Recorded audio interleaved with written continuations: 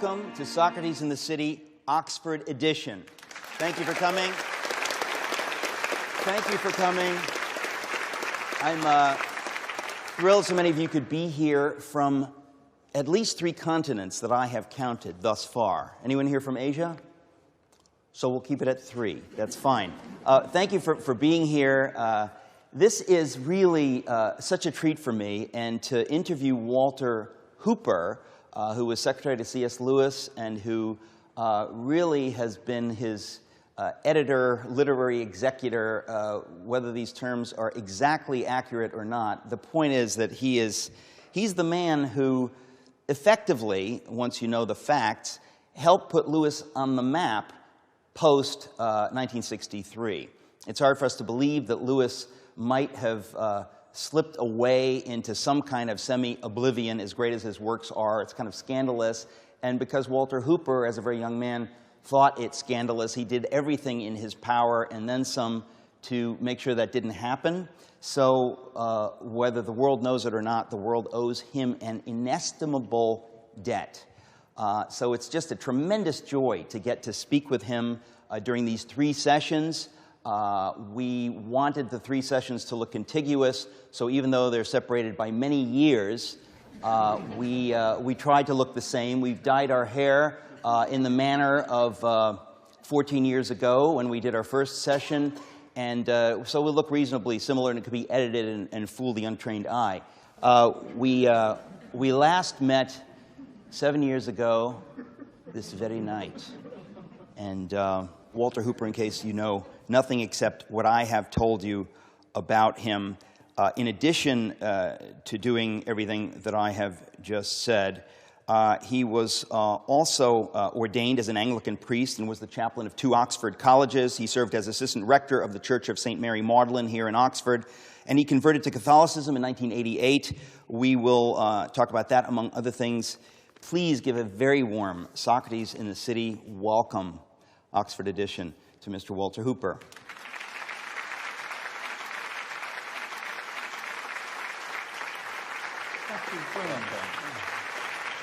Let's see. Wow. Well, it seems like just yesterday that we were here, and yet, unimaginably, it's 7 years ago. I remember asking you 7 years ago at the end of the conversation, when shall we 2 meet again? And I remember distinctly you said, when the hurly-burly's done, when the battle's lost and won, that will be ere the set of sun.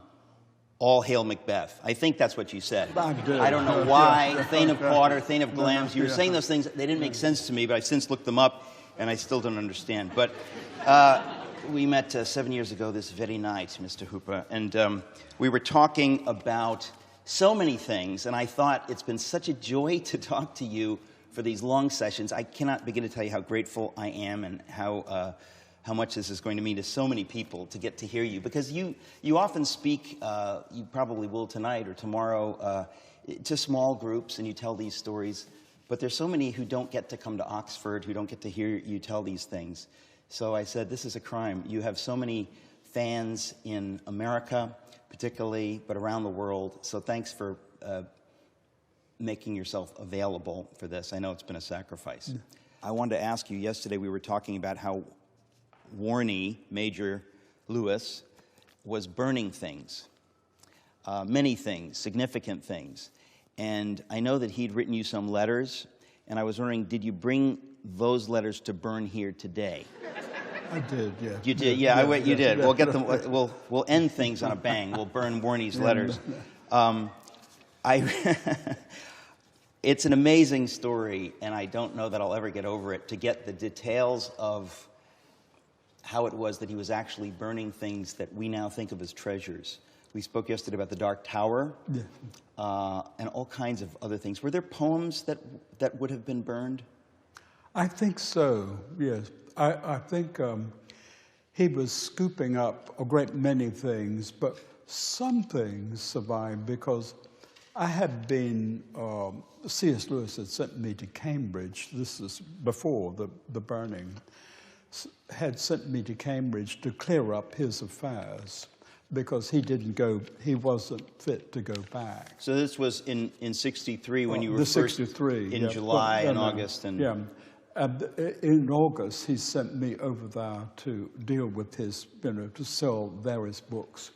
And he said, whatever papers you find, appropriate to your own use or else destroy.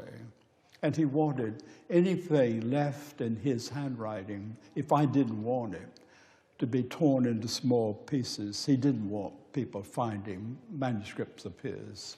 And, why do you suppose that is?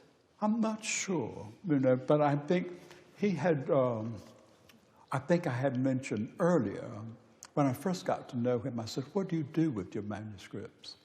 And he said, well, when I write, say, The Lion, the Witch, and the Wardrobe on one side, then I turn it over, then I write another book on the other side, then I destroy it. So none of those survive? None of those survive. Anyway, he saw my consternation, and that same morning at McGee's, he picked up a piece of paper which he'd been scribbling on, and he said, would you like to have that? I said, yes, indeed. So he realized that what he said, caused me pain, and because there were those of us who liked anything in his hand. And so when he had finished writing Letters to Malcolm, his last book, he lent me the copy of that and said, would you like to read it? And so I read it in front of him. In his handwriting?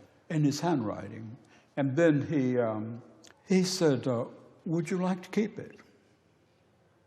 And I thought this was a trick question, because he said, one time he told me, the reason I wouldn't want to leave manuscripts around is that I wouldn't like for the day to come for somebody to say, I have a first edition of, say, Perelandra, and somebody else to say, but I have the unique manuscript.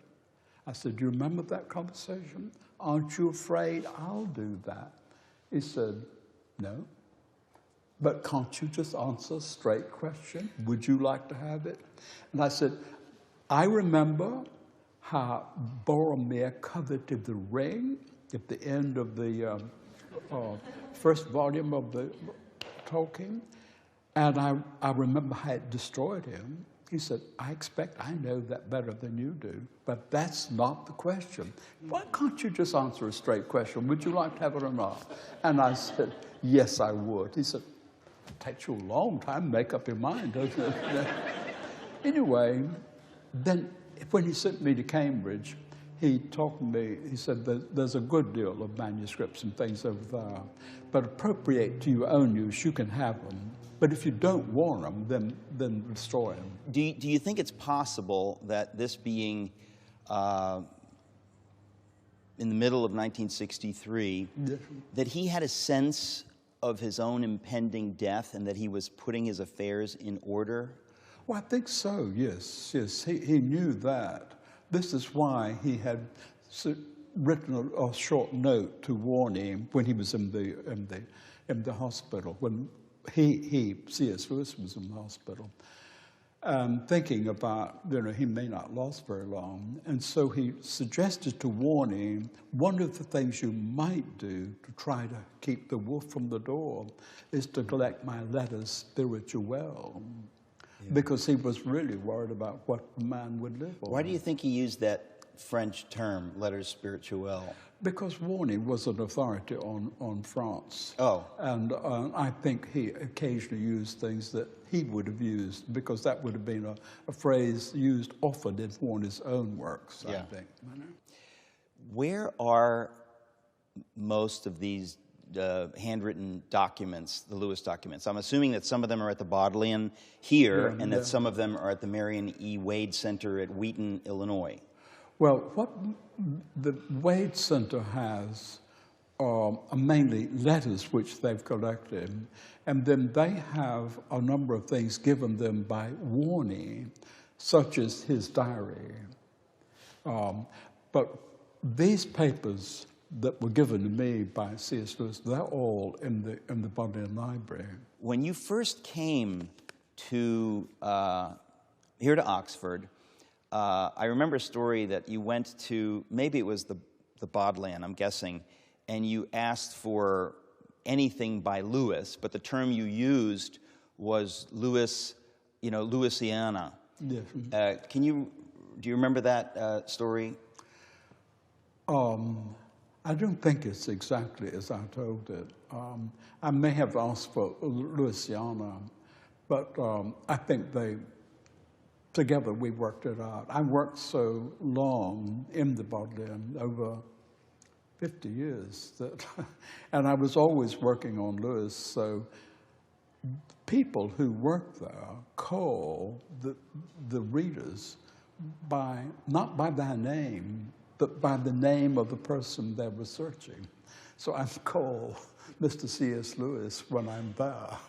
And I know a man who is Civil War, and Robert E. Lee, and Hitler.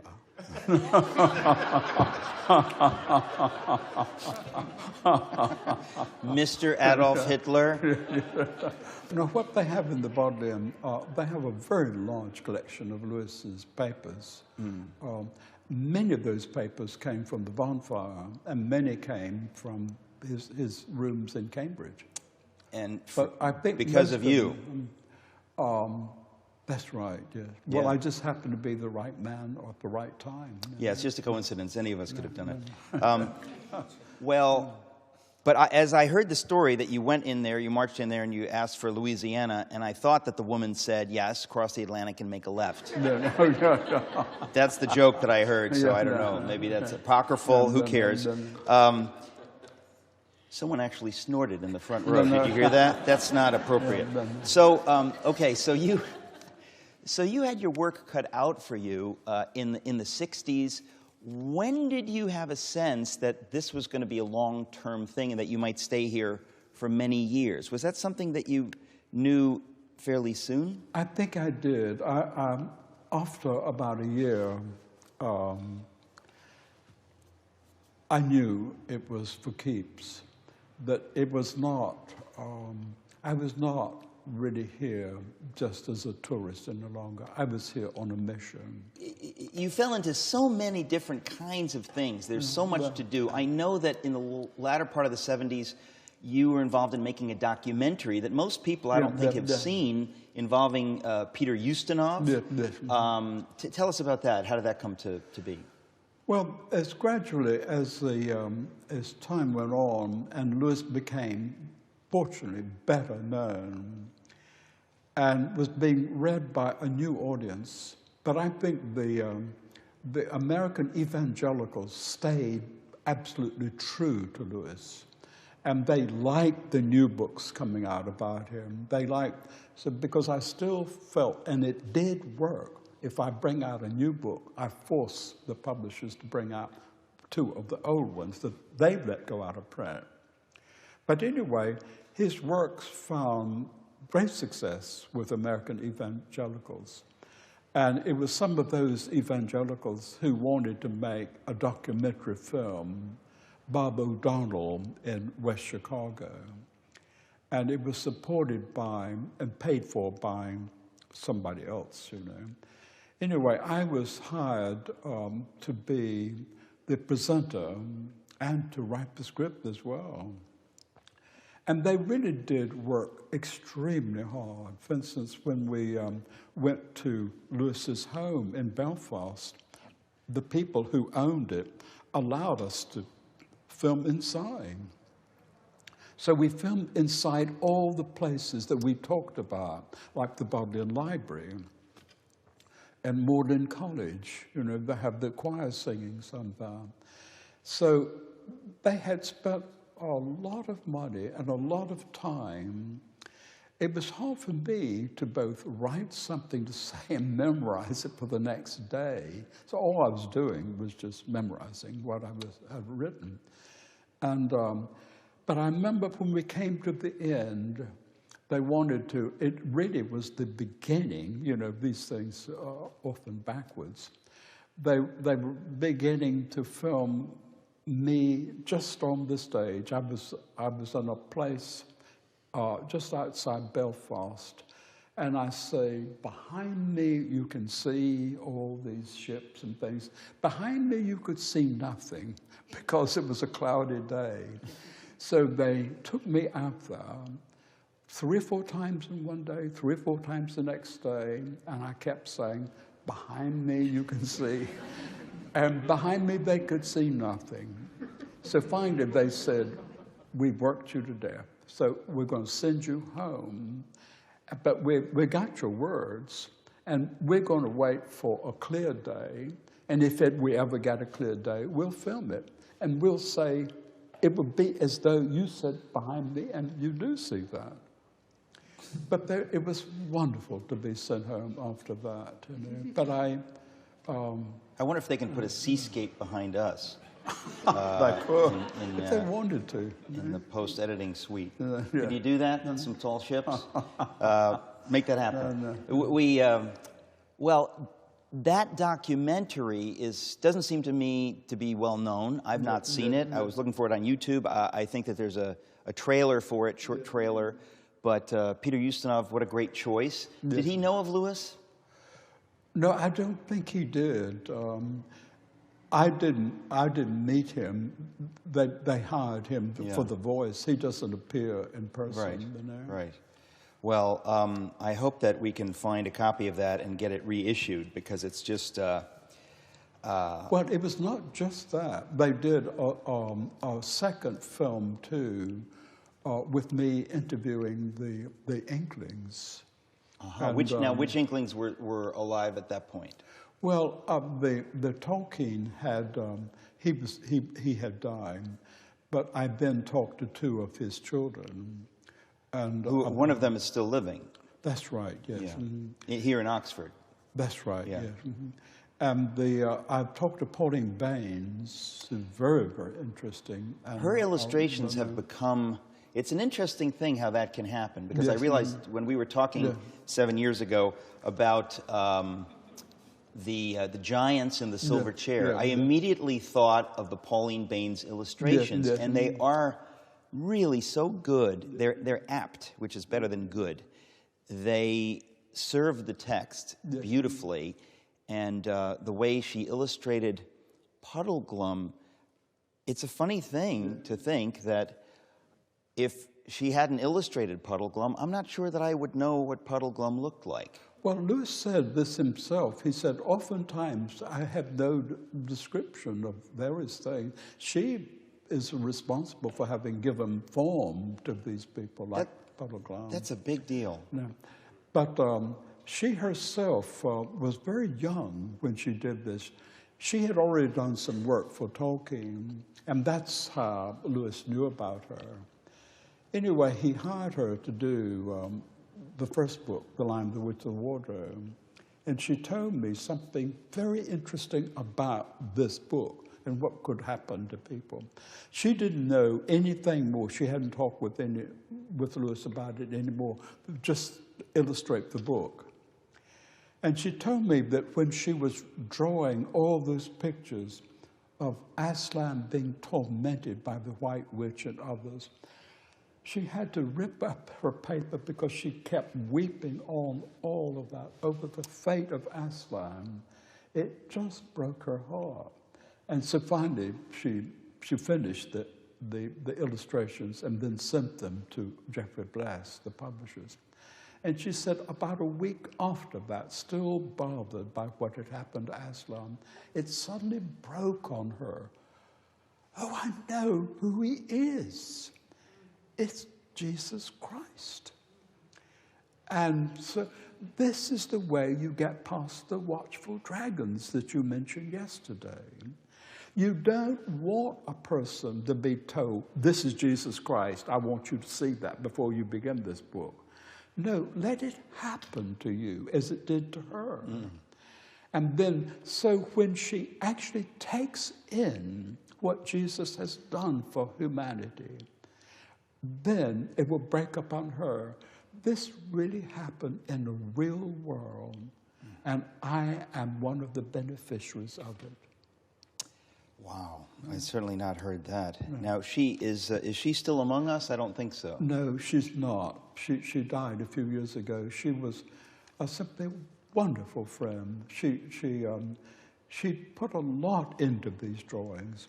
And Lewis said, really, you know, when he won a prize for the last one, he said, it's really our prize, you know. He was very generous about that, you know. It's our prize, yours as much as mine. And was that for the last battle? The last battle. What did that win? The Newbery? The Newbery Did prize. it? I think it did. Oh, wow. I hadn't been aware of that. That's amazing. My goodness. Well, you mentioned, I guess we're going chronologically, in 1984, having had a private audience with Pope John Paul II. Yes. And you said that affected you greatly, and that 4 years later, as I mentioned earlier, you became a Roman Catholic. Yes. Tell us a little bit about that, if you could.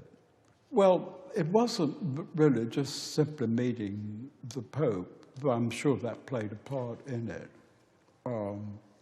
But I had felt for a long time that the church, which Lewis was a member of, and which he supported so well. The Anglican Church. The Anglican Church.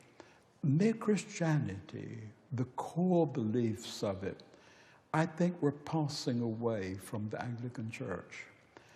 And they were, it seemed to me, settled once and for all, finally, in the Catholic Church.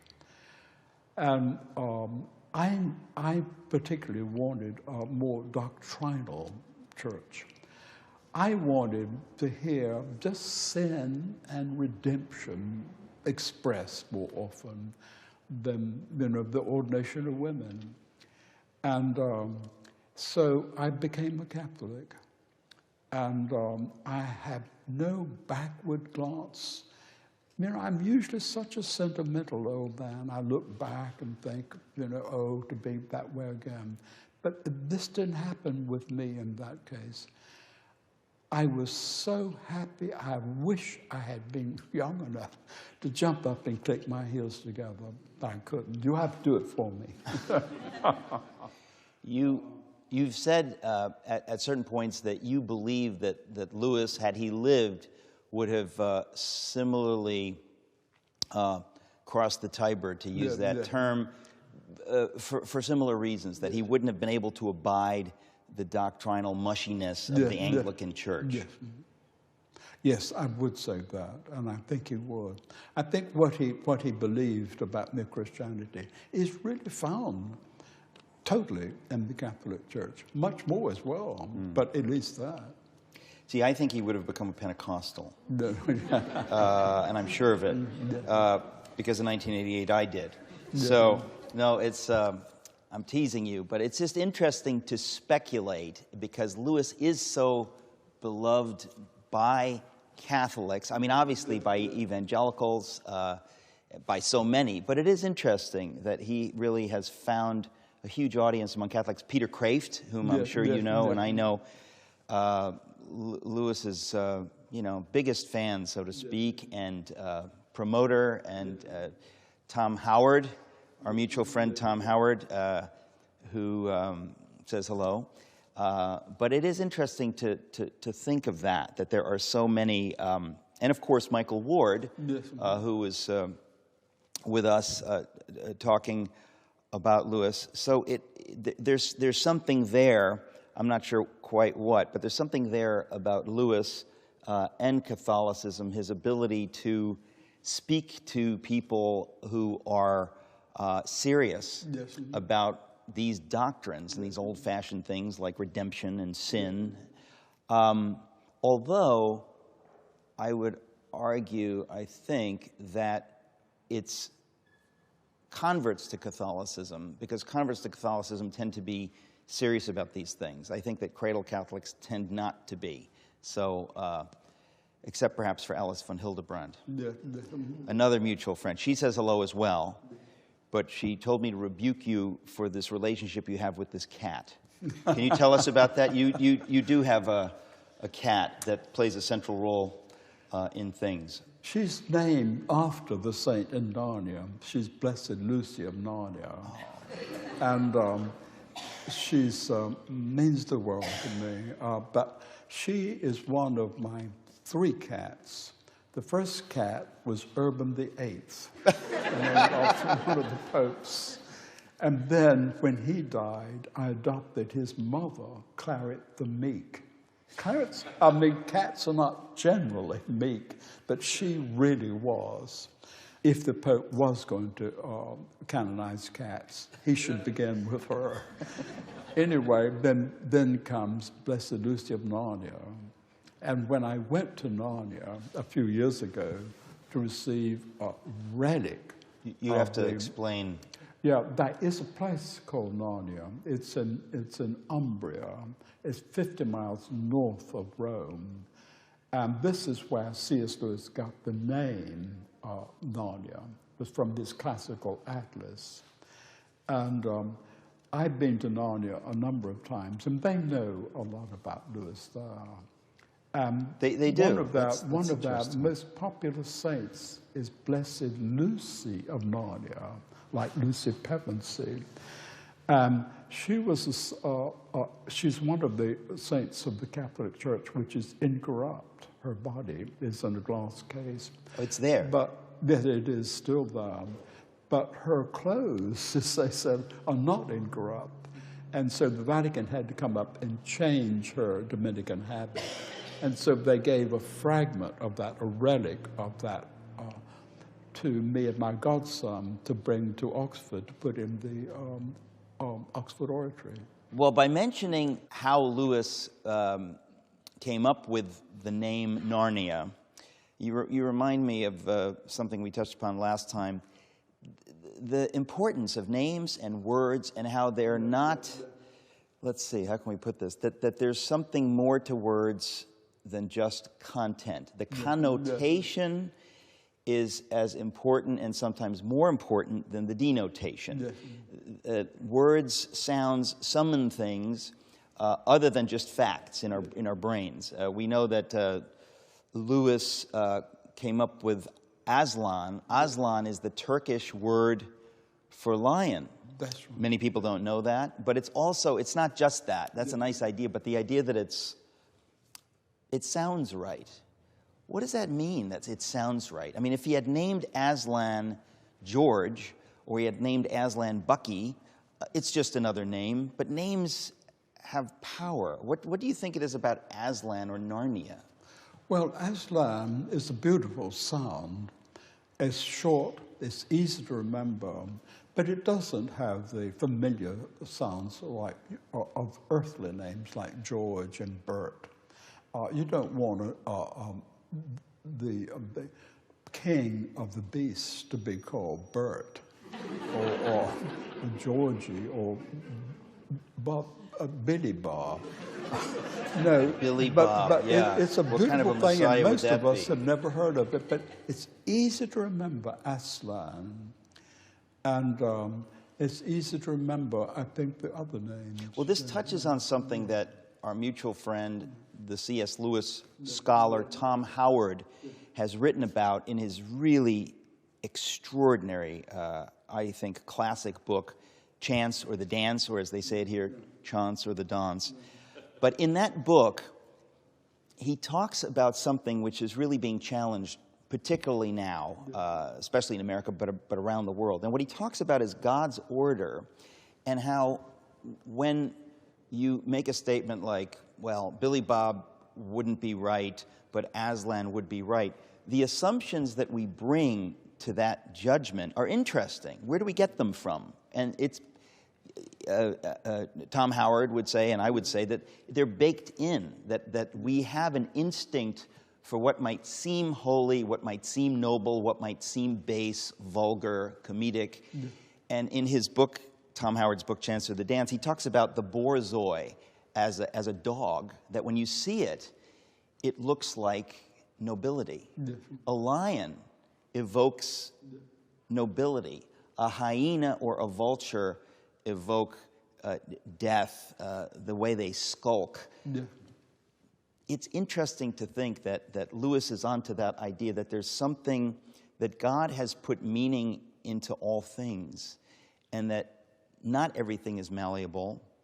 Lewis doesn't write about it so much, or maybe he does, you'll remember where, but it's in all of his fiction, this idea of embodying nobility, embodying vulgarity and baseness, that these things are not what we say they are. They're innate qualities, that God has created a universe with these innate qualities. Of course, the idea of maleness and femaleness is being challenged today, as though anyone can be anything, as though there isn't even such a thing as maleness. But the way Lewis portrays kings and queens, they're very different in his world. Maybe you can talk a bit about gender or that kind of thing in his books, because it seems to be so strong, and it's maybe why some people don't want to read him these days.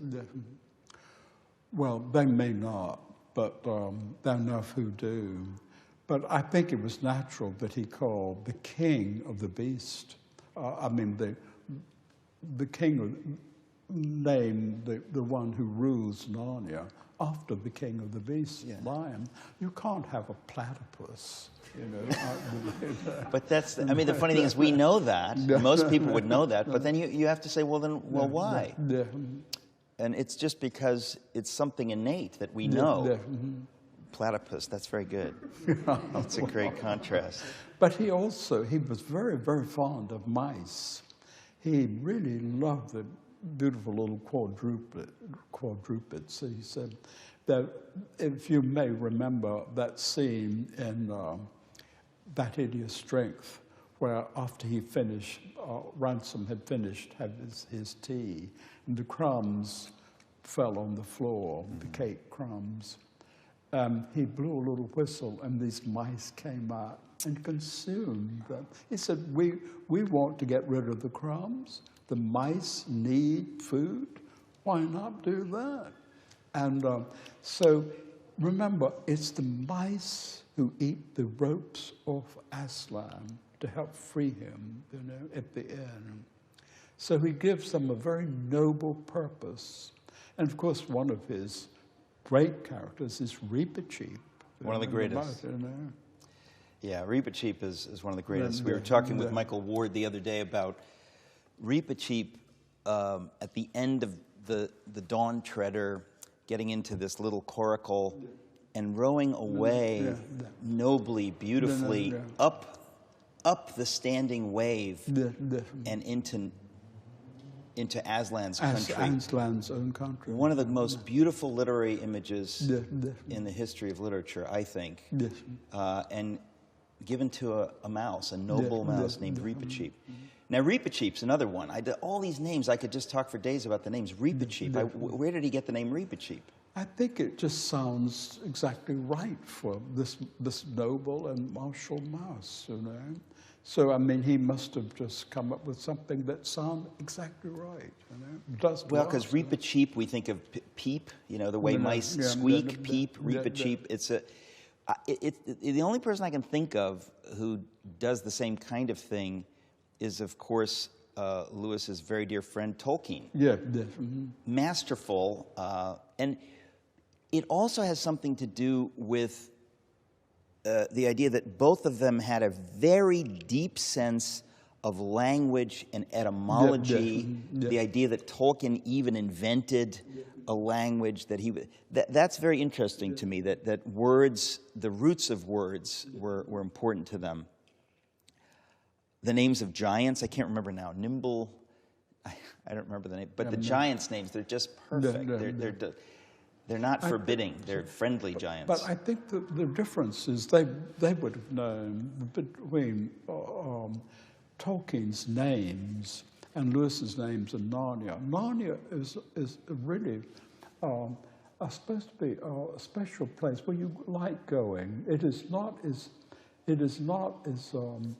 serious a place as Middle Earth. No. And you would not find Lewis using anything that is, I mean, as powerful as Nazgul. As what? Nazgul. You know, these flying kings, you know. I mean, that just sends shivers down your mind, especially in the context of the story. But Lewis is a much, well, a life, I mean, a world for children too. Yeah. And they, you know, there are more happy endings there. Yeah. Though I think one of the things that they do share in their different stories is that they unwind the story upwards. There are many places in the Lord of the Rings where he could have ended just by saying, you know, the ring is destroyed, and that's it, and let's all, you know, they lived happily ever after. But he, you know, he knows that's not the way the world wags. So Frodo goes home, and you know, with Sam Gamgee, and they find things much changed, you know. Yeah. So they have to deal with it changed, but then it's still a good ending, yeah, but not the quick ending. And Lewis is even better than anybody, I think, in that. He destroys in front of these children who love Nárnia so much. He destroys it at the end because he knows you cannot rely on anything in this world to last, not even Nárnia. And so they go through the stable door into the real Nárnia that lasts forever. It's but it's heartbreaking. You know, yes. After reading it 50 times, my heart is broken every time. Well, that's, again, just to say it over and over again, his power as a writer, the power of his imagination, it's simply without peer, in my understanding, my estimation. I didn't want to forget to ask, you must have known J.R.R. Tolkien. Yes. Mm-hmm. Can you tell us a little bit about him? He died in 73. Yes. You came here in 63 and then in 64 for good. Did you, any memories of him and his estimation of Lewis? Did it change at all in his last years? No, I don't think so. I think Humphrey Carpenter is wrong, and Ian was sort of wrong to talk about them becoming cold towards one another. I saw nothing of this at all. I mean, when I first met him, he invited me to see him, and he was living at that time here in Oxford, still in Oxford. And he was using his garage as a study. And when you went in, he said, "You've got 30 minutes." And he put one of the big alarm clocks in front of me. And, you know, you could see here, you could hear it in the next room. It was tick, tick, tick. And so he said, "You got 30 minutes." And so he did most of the talking himself. And at one point, he was talking still. He left. He said, stay where you are. And so I stayed where I was, and he came in through another door. So I missed something of what he said. But anyway, I was so worried about the clock. And tick, tick, tick, tick. So finally, he was in the middle of telling me something about Lewis when I said, "It's half an hour." He said, "Sit still. I am the Lord of the clock. I'll tell you when you can go." Then when he led me to the door, he could not have been more tender. He held my arm and he said, "I'm so sorry you've lost your great friend." And I said, "But you've lost one who you knew much longer." He said, "No, what makes your case much sadder than mine is you were just beginning to love him." Oh. So he said, "I've had many years, but you ought to be pitied." Mm. Anyway, I found that after that, he could not have been nice in talking about Lewis. He, one time when I was editing, I showed him some of the letters I was editing from Lewis to Arthur Greaves. 1929, he said to Arthur Greaves, that he and Tolkien stayed up till very, very late as he was reading some of the Middle-earth documents, you know. So I assume this was The Lord of the Rings. Mm-hmm. So I asked Professor Tolkien, was this The Lord of the Rings that you read? Oh, no, he said. You see, no story had been written. I wasn't really interested in writing stories. I was interested in creating a world. And so it was the language and the genealogies and the land that I was interested in, not stories. But you know what a boy Jack Lewis was. He had to have a story, and that story, The Lord of the Rings, was written to keep him quiet. Wow. I think he meant it too, you know, because there are letters of his which bear this out. But the very idea that the genesis of this juggernaut called the Lord of the Rings, L-O-T-R, would have begun in that way, it's extraordinary. And what a strange thing that someone like Tolkien could be made in such a way that he would desire to create a world. Yeah. What a strange thing. Most of us aren't that way, but that led to all these other things and to $1 billion industry. Fascinating. But I gave him, you know, here's the telling thing about him. In 1971, I had finished God in the Dark, and I gave him a copy of that. And that's that's the collection of essays. A collection of essays. God in the Dark, collection of essays. Lewis effectively defending the Christian faith. Yeah, that's right. Anyway, Tolkien said, "Do you know, Jack Lewis is the only friend I've ever had who's written more since he died than before." And I said, "I know exactly what you mean, and exactly the same will happen to you." He said, "No, it won't. No, it won't, because I don't have that much material, and Christopher won't know what to do." Wow, was he wrong? He was stupendously wrong about that. Had the Silmarillion been published before his death? No, he really worried a lot about that. And you know, I heard him that I've got to get finished.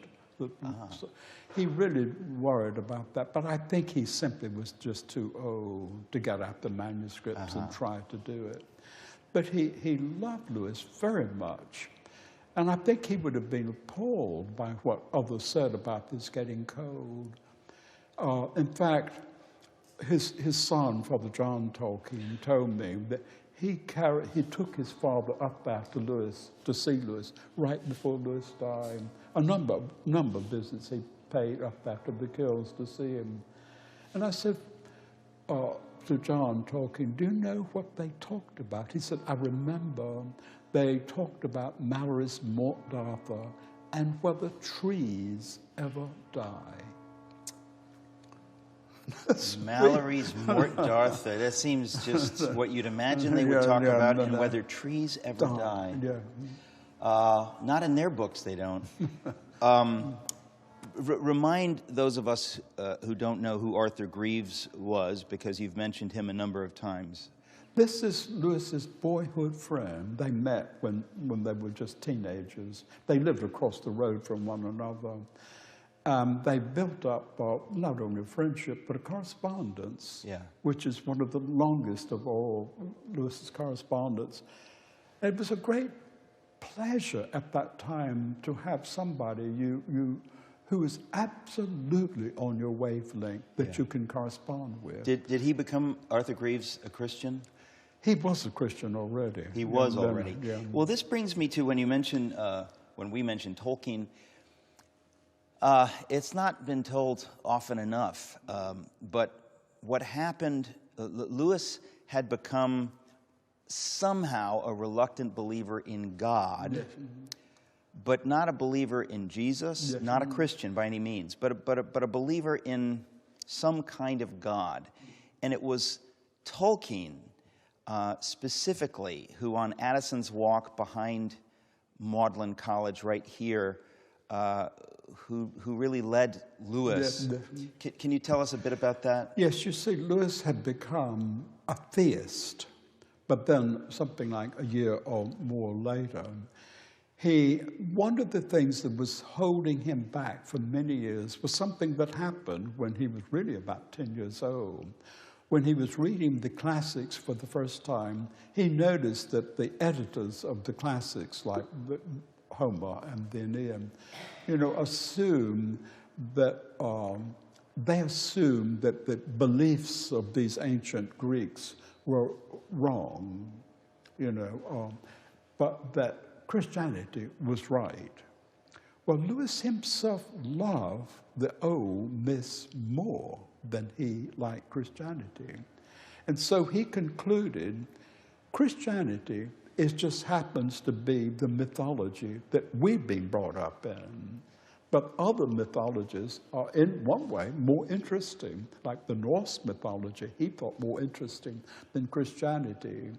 So it was still in the belief that it was a mythology that he believed that night that Tolkien and Hugo Dyson came to dine. Well, what they mainly showed him was, yes, it is a mythology like the others, but the others are incomplete. They never lead anywhere. But the thing that makes this less beautiful than the other Norse mythology, Greek mythology, and all that is it's true. This is a case of myth becoming fact. And he suddenly saw that. It was a myth come true. And because it is truth, it cannot shine, the way Norse mythology does, or Greek mythology, with gods and giants and all of these wonderful things, but then it's true. And so it offers hope for the world. And so all of that happened that night. I mean, Tolkien really just destroyed and just turned the whole thing around for him. And so he had very great reason to be happy about that. And remember, people ask me, why didn't Tolkien push hard for him to become a Catholic? Well, see, he'd known him a long time. He was happy for him to become a Christian at all. And well, so, but most people don't know that. What an idea that these two giants of 20th century literature would have been walking with their third friend, Hugo Dyson, on Addison's Walk, having this conversation, because it would clearly take someone of such long-standing friendship as Tolkien, and really it goes with the friendship, but the idea that he respected him so deeply on these issues, that it would take someone like that to sort of tip him over. It still took a number of days. I guess this was germinating in his mind, and then suddenly in the sidecar of Warney's motorcycle on the way to the Whipsnade Zoo, the penny drops, and he says, "I believe Jesus was the Son of God." I don't know if it's 9 days later or something, but the idea that it was J.R.R. Tolkien who brought it over, it's one of those delightful stories of history. It's one of the few of all these kinds of stories that's not apocryphal. It's absolutely true. Well, I think those two men, of all the men I've ever known, and of all the Inklings, I think they still had, they were very adult men, but they had a children's heart. They still rejoiced in beautiful, real, wonderful things. I mean, Christianity still excited them in a way it ceases to excite most adult converts, They still cared a lot. They still saw things with the eyes of a child. They could see the beauty. It's what you were saying about myths, I guess it's in Surprised by Joy that Lewis talks about the line from Longfellow, "Balder the Beautiful is dead, and how it just touched his heart, and he felt this yearning for northernness, for something. I mean, the idea that he was in touch with those feelings, that's not some hyper-materialist rationalist. That's somebody who's in touch with his feelings, with his inner child, to use that cliche. And it's why I think he was able to re-enchant Definitely. people with his stories, because we need that. And if the Christian faith is just syllogisms and rational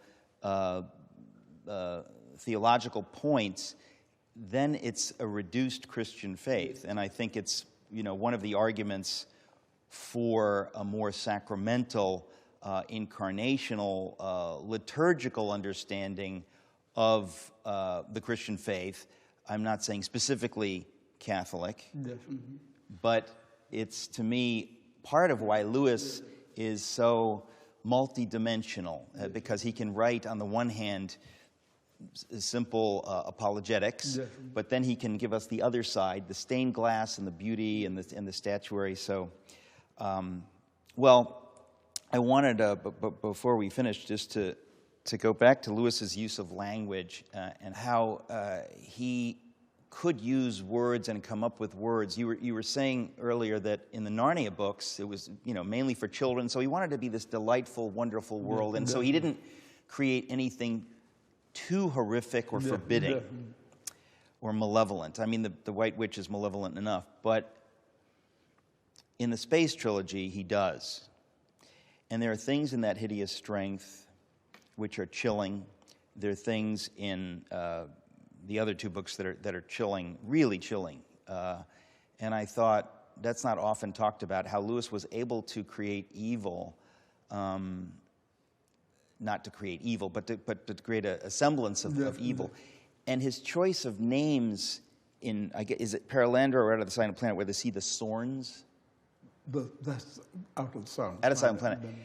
But when he describes the Sorn and gives it the word Sorn, I've never been so frightened. I thought, it's amazing that he has the power, but even to invent the name Sorn, such a strange, horrifying name. Can we guess where he got that from? I don't know. Just his imagination. Yeah.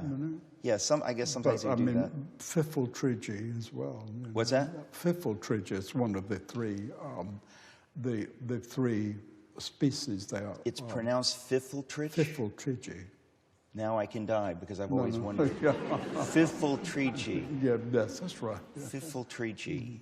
Are there any vowels in there? They make, useless things. Yeah.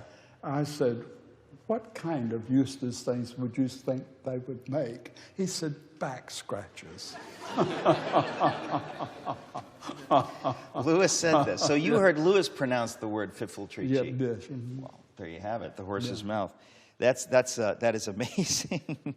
And then the Mal-Eldild, I mean, well, all of that, his ability to imagine these levels of being, and there is something medieval Catholic about it, this idea that it's not just us and Jesus. No, there are these intermediaries, there are angels, there are thrones and dominions.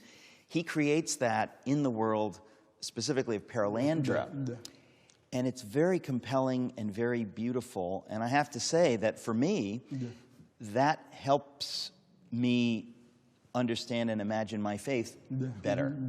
I can't think of anyone else, literally anyone, who's done anything like that. Can you think of anyone who moves in those directions? I don't think so. I think what Lewis did is he said himself, he said, what I tried to do in my three cosmic trilogy, interplanetary stories, was to pull the rug out from under all of the former writers who, when they get to a foreign planet, you always find that we are the good people and everybody else on that planet are monsters.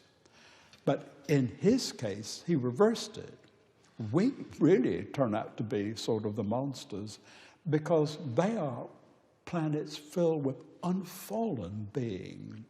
Now, he liked the idea of trying to create an unfallen being. He knew it was very, very difficult. But, I mean, nowhere did he work harder than the Tenedril, the lady of Paralandra, to try to make her interesting but unfallen.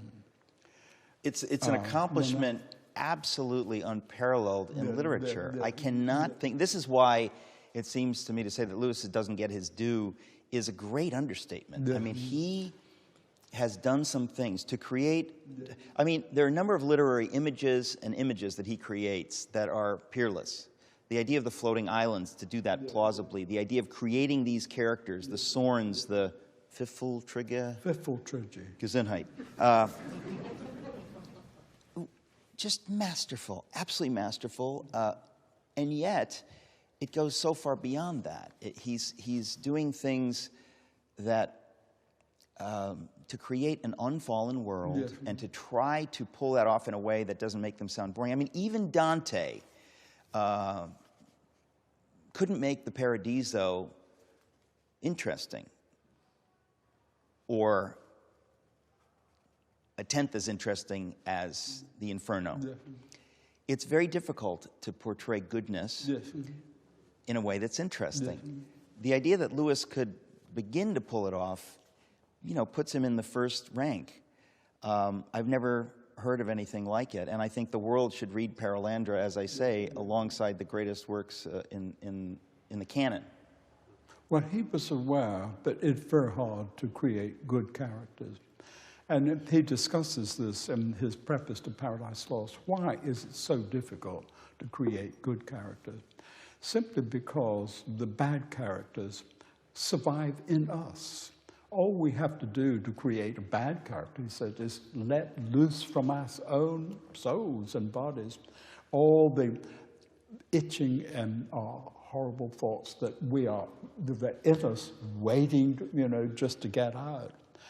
But to create better characters, people who are really good, we have to be good ourselves, you know, because you can't express much goodness unless you have a very good idea of it, or unless you are yourself good, you know. But anyway, Lewis himself delighted in good, and he was able to create characters who really were good and interesting as well. Well, maybe as I get sanctified, I'll appreciate the Paradiso more. But it is interesting that at Paradise Lost, everyone says, and it becomes a hackneyed, kind of apocryphal, self-fulfilling half-truth, that Satan is the romantic hero and the compelling figure of Paradise Lost. You hear it over and over and over again, and I think people say it because they sort of want it to be true. There's a truth there, but it shows that you know, Milton, I don't think, had the imaginative power, you know, the horsepower that Lewis had. It is much more difficult to do that. And we just got a few more moments. The Screwtape Letters, you said in our previous session that Lewis didn't conceive of this as a book, or at least he didn't write it as a book. He wrote it as a series of letters to be published in... It was The Guardian. Oh, The Guardian. Not the newspaper. This was a church magazine. Okay. Where did this idea come from? Was it his idea? Well, he was actually in church. He writes to Warney in 1941 about being in church and heading to Quarry. When there occurred to him the idea of a devil writing letters about temptation. And he said, what a pity that I thought of it in church. But anyway, he did. And so once he thought of it, it just poured out. And you know, over the years, I've seen many people have written new Screwtape letters, so to speak. And you know, they've all been found really pretty dull. They try to be very, very up to date. But Lewis, in the end, when you read that, you go back to the real Screwtape letters and you find that what makes them up to date is that they're always universal truths, which he's talking about, like jealousy and worries, you know, the sort of things like, and humility. He introduces certain things which are very humorous too, like the lady who came to tea, who was not a glutton in the usual sense, but a glutton of delicacy.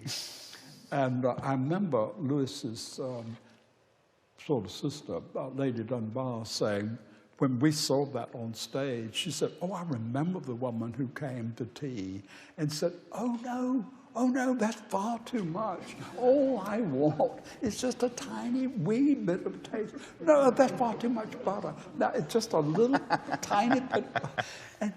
And Maureen said she gave us more trouble than if she'd eaten 6 large cakes, you know. But I mean, he introduces things, you know, which amuse us, but we know are true. Yeah. You know? And but the Screwtape Letters is worth its weight in gold. It's a very good book for people to start with. Yeah. I mean, that wonderful humor, but deep, deep ideas, you know. I've dared to write some contemporary Screwtape Letters, which I will dare to send you. I'll dare to send you. But I won't dare to say the truth about them. You know? I wrote a. I'm a wimp. I wrote a review of the Da Vinci Code in the voice of Screwtape. He loved the book. Yes. Yeah. But I really am a wimp. I know when it's possible to say the truth, but I wouldn't want to say it to you if it hurt your feelings. It wouldn't hurt my feelings in the slightest because I'll just think you're wrong. Yeah, you see, I'm not yet sanctified. So, you know, when I was thinking about writing a contemporary version of the Screwtape Letters, I realized that, of course, I can't call it Screwtape or something, so I should come up with something which is maybe an homage, you know, a tip of the hat. But that is in the same spirit. And I was maybe deconstructing the word Screwtape and trying to figure out what Screwtape, why is that so outrageously apt? It's perfect. Screwtape. What is that? Well, there are two syllables, both of which are really quite ugly to think about. Yeah. But you think, again, why ugly? Why do we say they're ugly? They are. But what is it about those words? There's something innate about them. And what's the name of the devil, Screwtape, and Wormwood? Aha.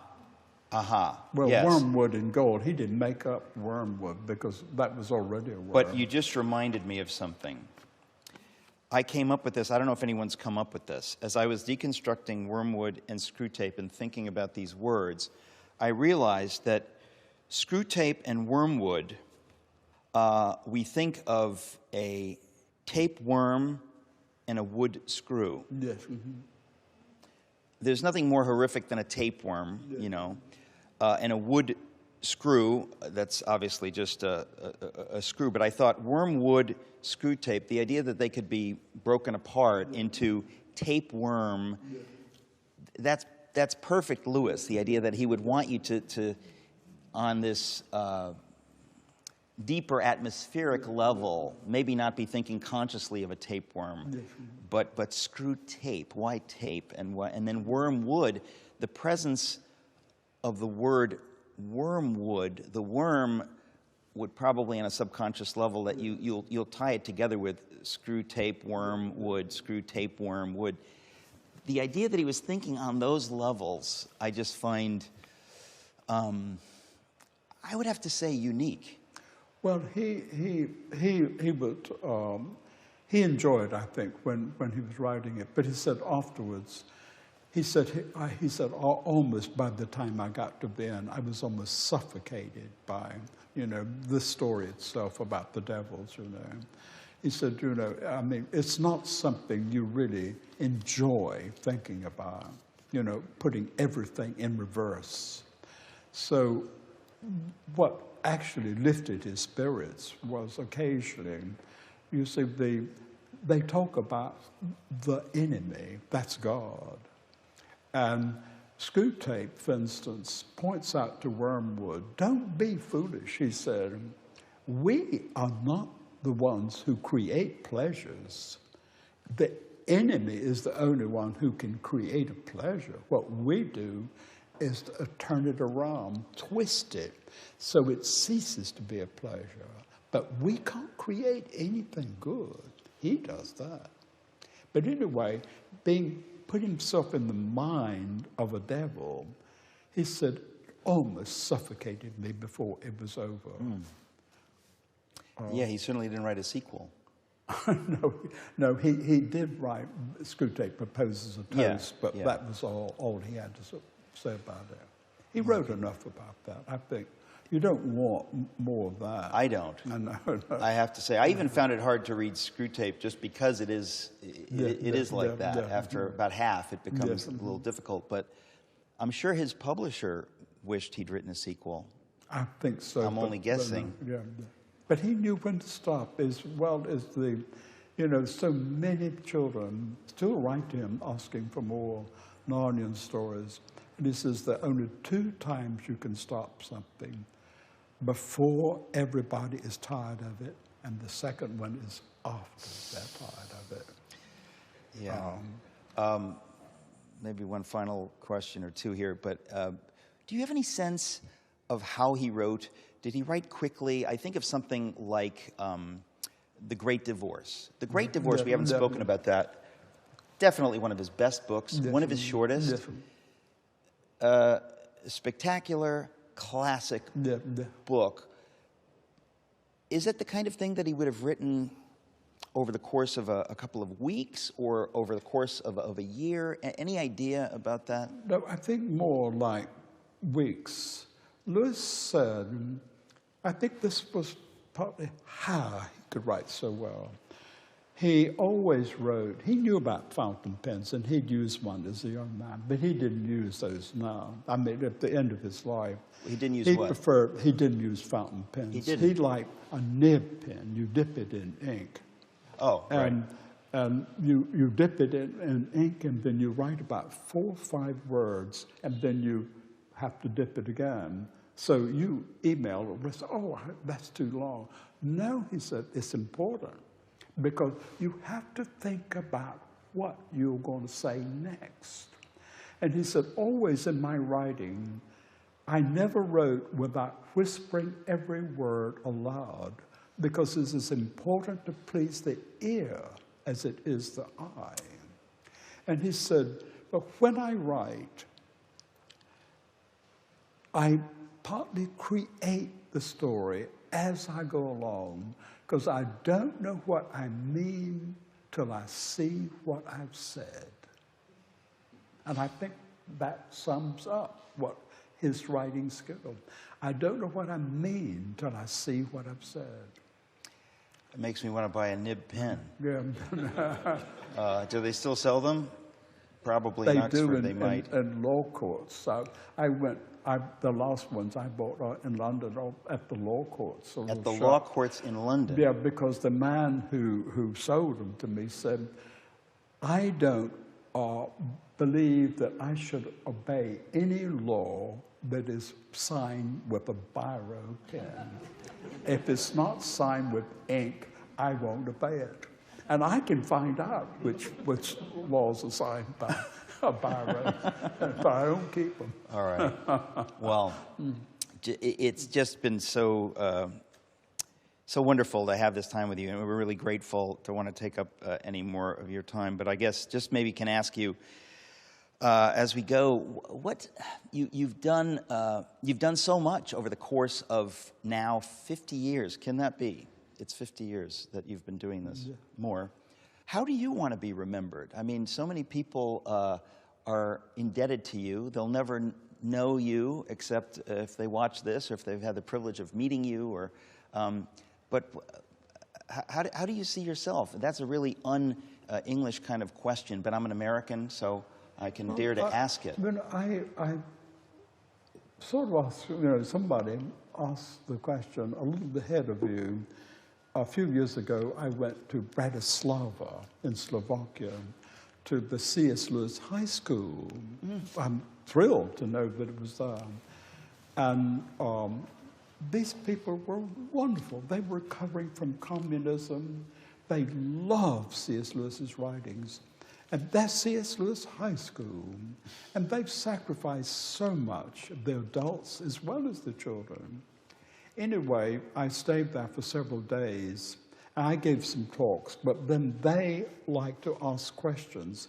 And the last question put to me was by a young girl of about 17, something like that. And you can try to help me understand what was her motive in asking this question. She said, how does it feel to have lived your whole life under the shadow of someone else? I said, wonderful. I wish I could do it again and again and again. I think I've been the most fortunate man on earth, without writing anything interesting myself. All I push forward is my apostolate is to push C.S. Lewis, who wrote all the things that I love. And I've been allowed to just keep on celebrating his works and bringing out more and more of them as I find them. So, yes, I've lived under his shadow. What a shadow, though. I love that shadow. I would like to flip it and to say, I don't know that that's true. I would say that you've had the outrageous joy all these years of living in his light. It's not his shadow. It's his light. And the light of anyone else probably couldn't compare. Really extraordinary. And of course, we know whose light he's living in, so it's all the same light if it's light.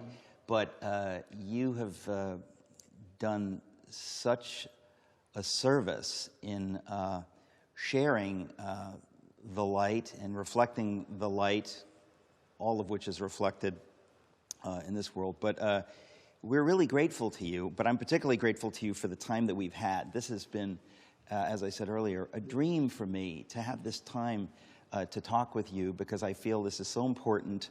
I am beyond grateful, cannot express my gratitude for this on so many levels.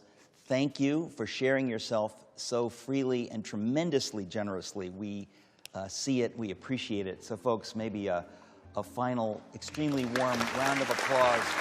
Thank you. And thank you for coming to Socrates in the City, Oxford edition. Thank you all.